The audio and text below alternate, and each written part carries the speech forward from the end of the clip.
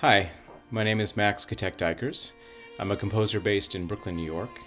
I'm going to take you through some of my personal background and musical interests and play some excerpts of pieces. My output has included chamber music, opera, electroacoustic music, and electronic music for theater and dance. I'm originally from the Bay Area in California. I came from a very musical family. My mother is a composer. My father is an opera singer who specializes in contemporary opera and performance art.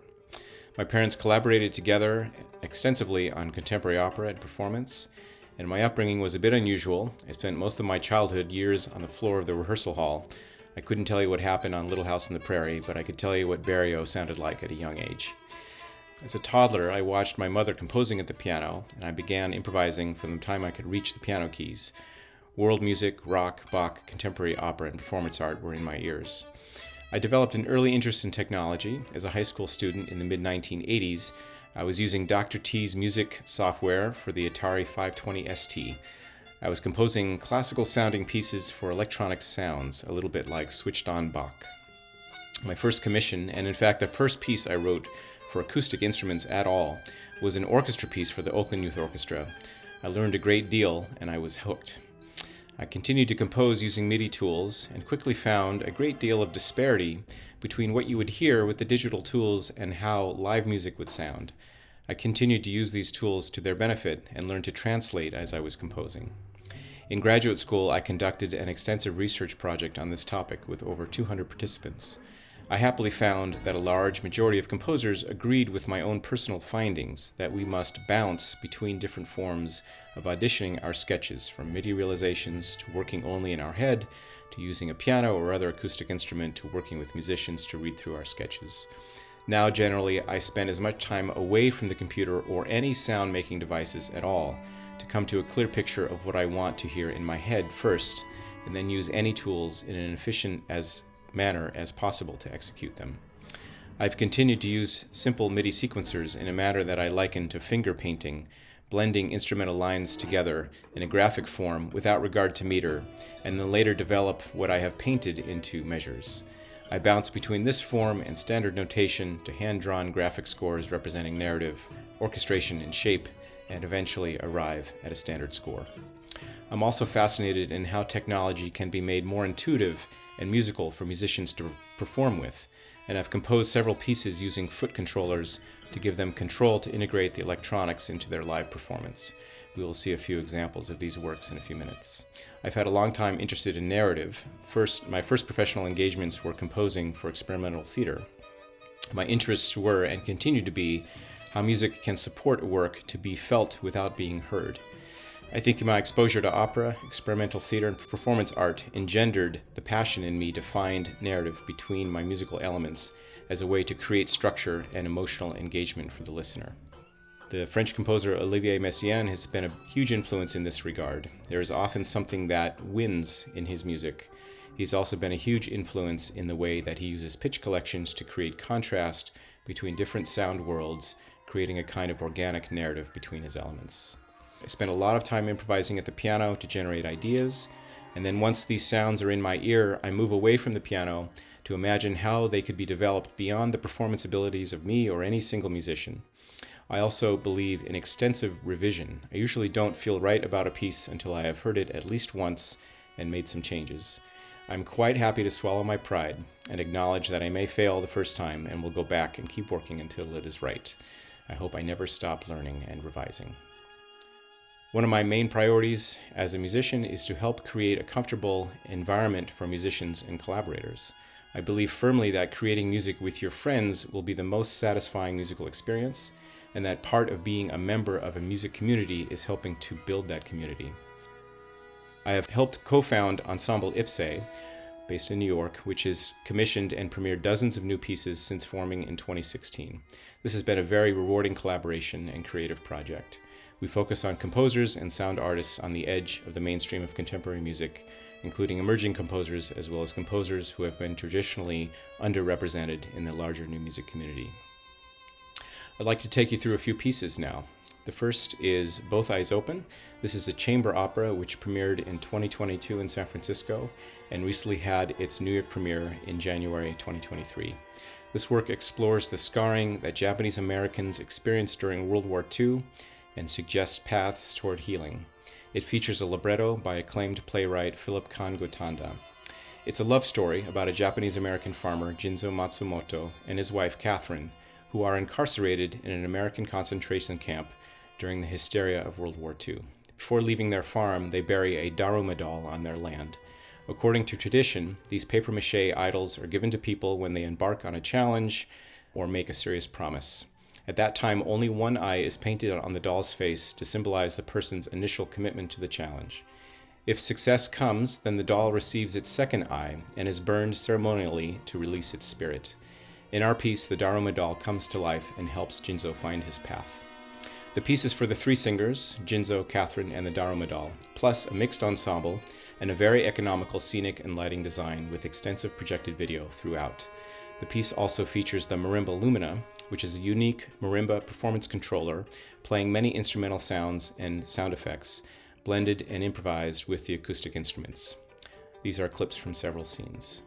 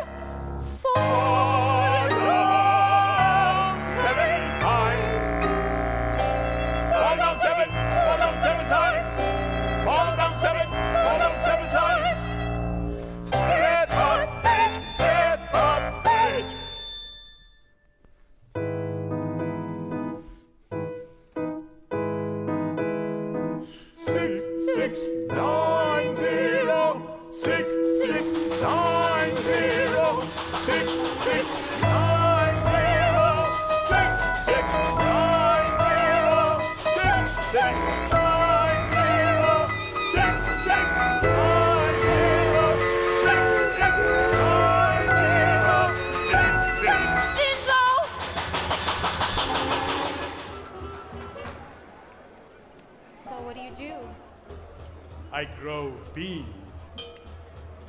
Yes, I know, but what else do you do? Tomatoes, peppers, potatoes.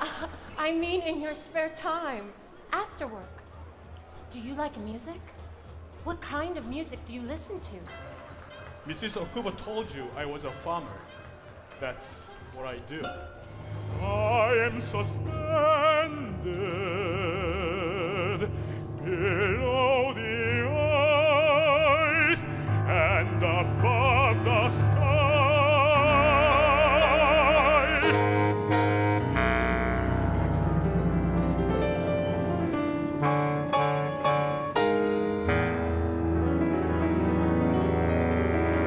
I breathe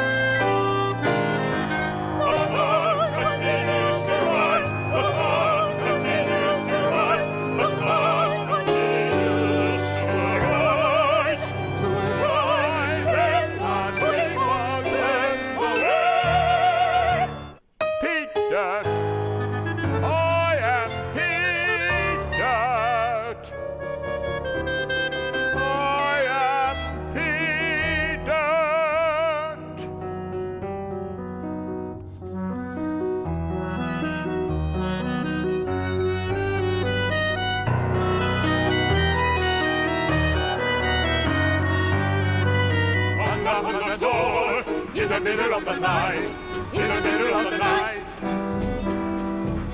A knock on the door in the middle of the night. A cousine min, they take father away. Will I ever see him again? There's been some mistake, yes, a government mix-up. Don't they know us? Oh!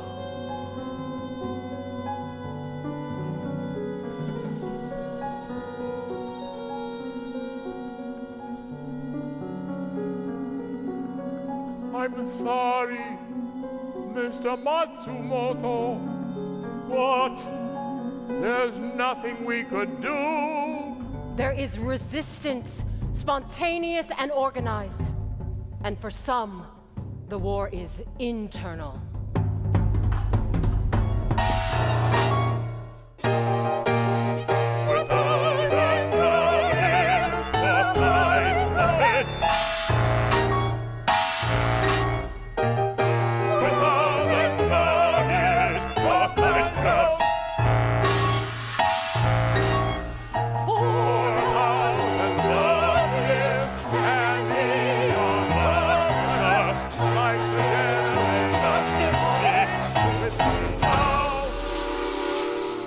Imperfect, perfect body.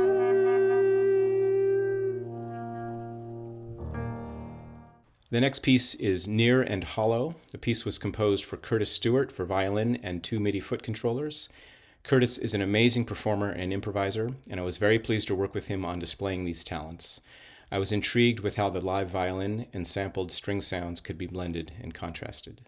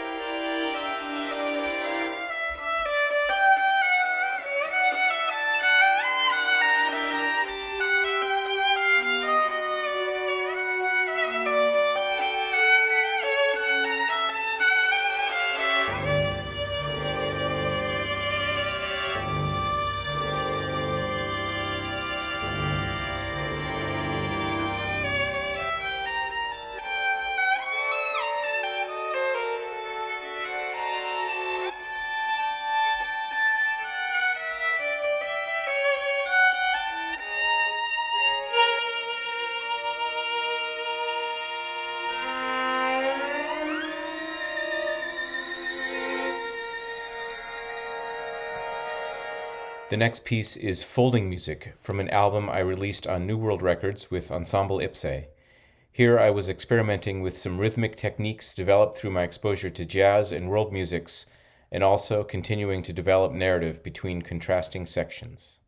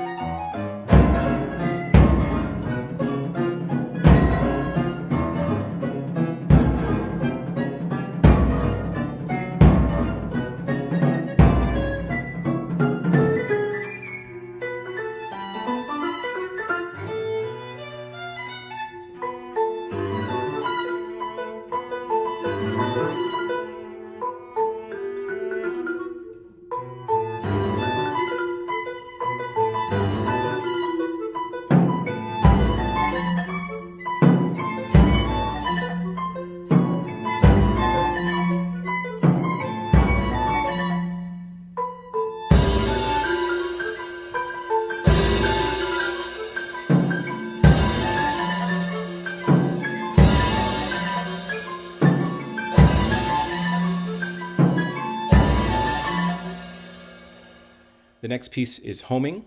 Homing is a full-length dance piece featuring my electronic score, created with the Tiffany Mills Company, who is masterful at creating narrative-driven dance theater where each dancer speaks and moves, sometimes simultaneously. The collaborations with this group are very exciting for me, as there is a lot of room for the music to help support the emotional landscape. I left my true friends. I left my community. I left my music. I left my body type. I left my smile. I left my tone, skin tone.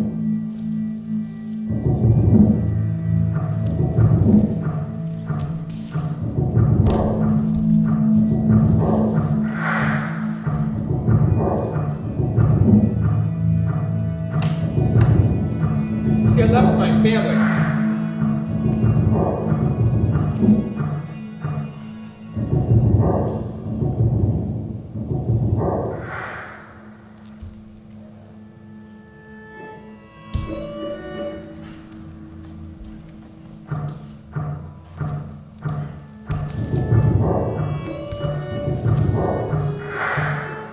That's not right.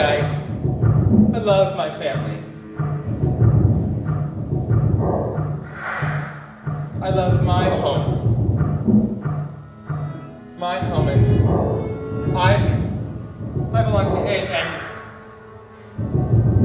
it belongs to me, and I belong to me.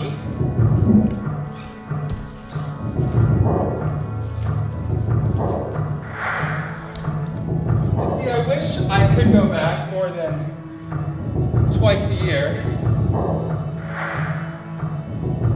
I need home, and home needs me, and well, we need home.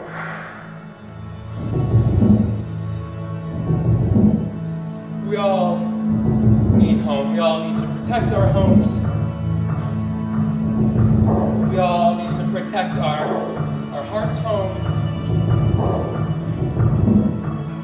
our real home, our love. Love.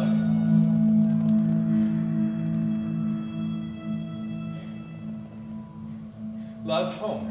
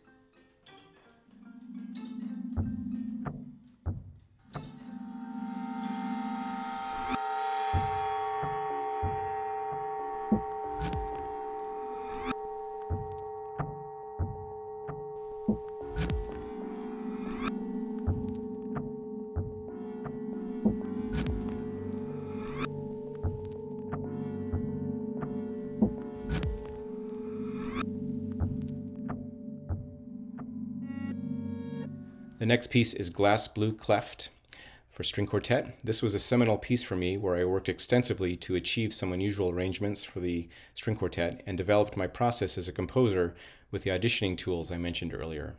I've been very pleased to work with several groups on performances and recordings of this piece.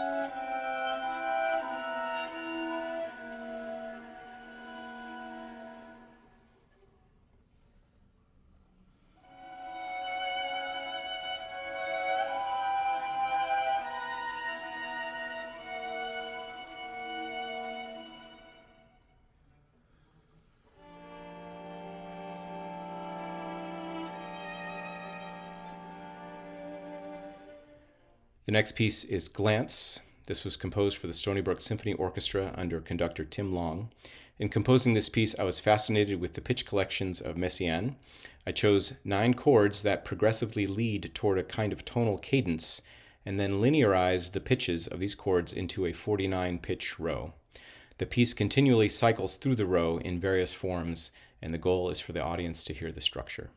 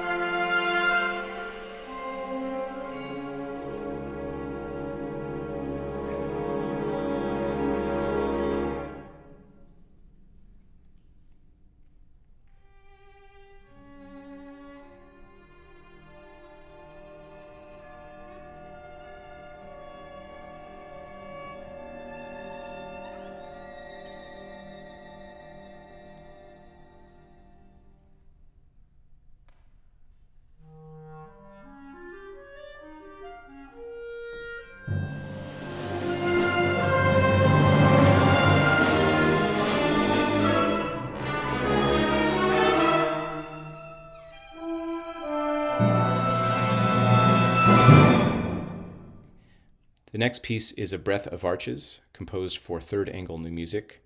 This is a piece for string quartet, and each performer has their own MIDI foot controller, where they are playing string quartet samples and effects.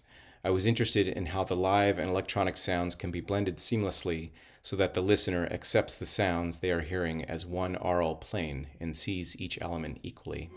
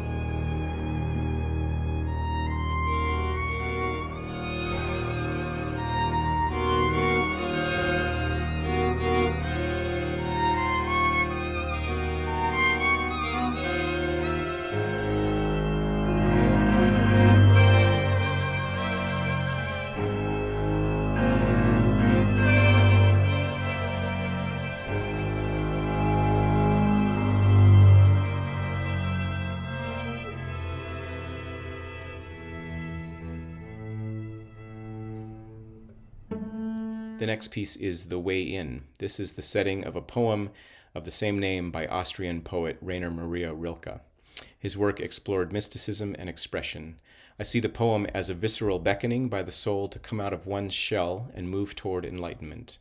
The phrase, "lift one black tree up so it stands against the sky, skinny, alone," is the most salient image for me, a heroic gesture of power and strength in the face of solitude. Here the soprano does a wild wailing sound on the word sky to invoke the struggle of making this lonely move towards groundedness.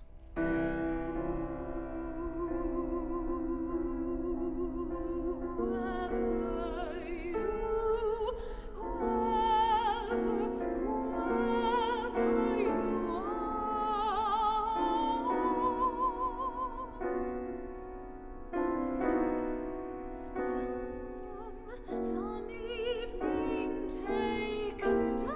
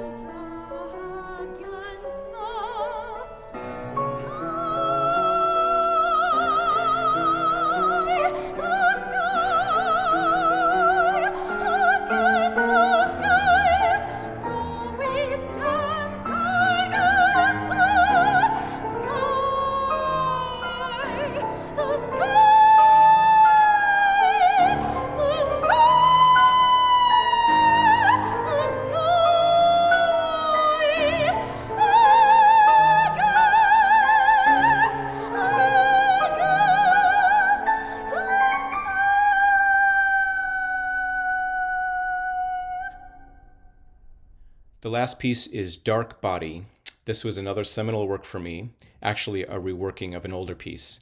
In this piece, I felt like I tapped into a very clear narrative where each section is contrasted from the others and comments on what has happened before. Something wins at the end.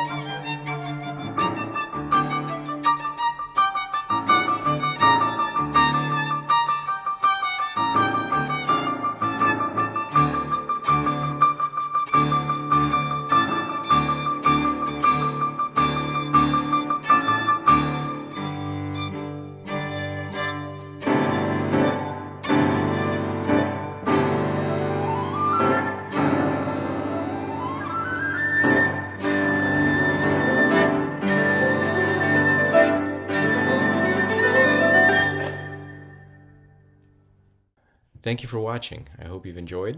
You can check out my webpage for more information, and I hope to meet you all in person someday. Take care.